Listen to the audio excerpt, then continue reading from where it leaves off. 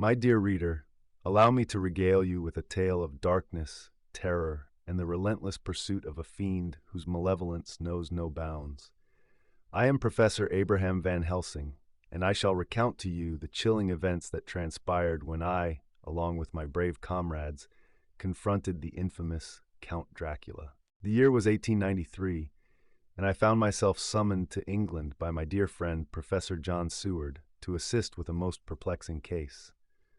Seward, you see, was the administrator of an insane asylum, and he had been confronted with a most peculiar patient.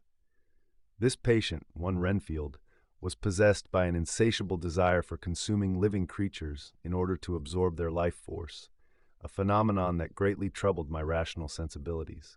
I arrived at the asylum, and my investigation quickly revealed that Renfield's affliction was no mere madness. It was, in fact, a sinister connection to the very embodiment of evil, Count Dracula. My journey into the heart of darkness truly began when I, together with Seward and our fellow companions, embarked on an unsettling path that would eventually lead us to the malevolent vampire. We soon became entangled in the web of the enigmatic Count, whose supernatural abilities and uncanny charm concealed his true, ghastly nature.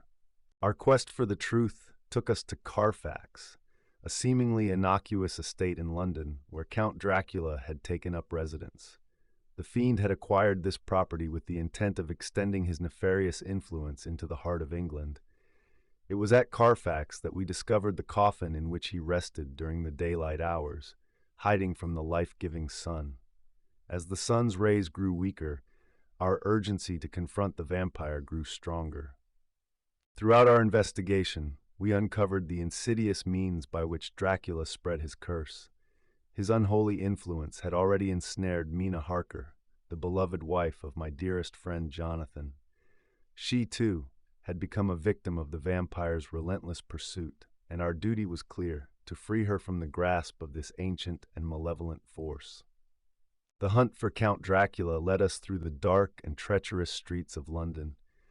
We sought out the help of the fearless Texan, Quincy P. Morris, and the fearless Dutch doctor, Abraham Van Helsing, whose expertise in the supernatural and arcane would be invaluable in our battle against the vampire lord. With our group of stalwart companions assembled, we devised a plan to track down and confront the Count on his own cursed soil. We pursued Count Dracula to his native land of Transylvania, a land shrouded in mystery and shadow. The journey was long and arduous, filled with countless trials and tribulations, but our resolve remained unwavering. We crossed mountains, forests, and rivers, all while Dracula's insidious influence and supernatural powers continued to haunt us. His ability to control wolves, bats, and even the mist itself was a constant reminder of the malevolence we faced. Upon our arrival in Transylvania, we discovered Castle Dracula, a place of Gothic horror and unspeakable dread. It was here that we confronted the fiend in a final battle of good versus evil. The air was thick with tension as we ascended the castle's dark staircases, a sense of foreboding weighing heavily on our souls. As we entered the castle, we encountered the vampire's brides, seductive and deadly, but we pressed on undeterred.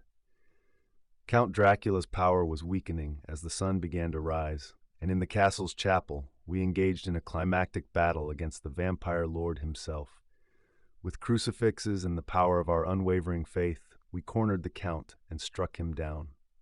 The culmination of our relentless pursuit of Count Dracula was a thrilling and terrifying showdown, and it was in that very moment that I felt a sense of profound satisfaction. The world was finally free of the vile presence that had haunted us for far too long. However, our victory came at great cost, as Quincy P. Morris paid the ultimate price for our success, sacrificing his own life to save Mina and rid the world of the Count's dark influence. With the threat of Count Dracula extinguished, we returned to England, having vanquished the vampire and liberated Mina from his curse. It was a bittersweet victory, for we had lost a dear friend in the process. Yet the world was now safe from the dark and malevolent force that had threatened it. In conclusion, dear reader, the saga of Count Dracula was a harrowing tale of darkness, redemption, and the enduring power of human spirit. Through our relentless pursuit and unwavering determination, we confronted the very embodiment of evil and triumphed over it. The legacy of our struggle serves as a testament to the indomitable will of humanity when faced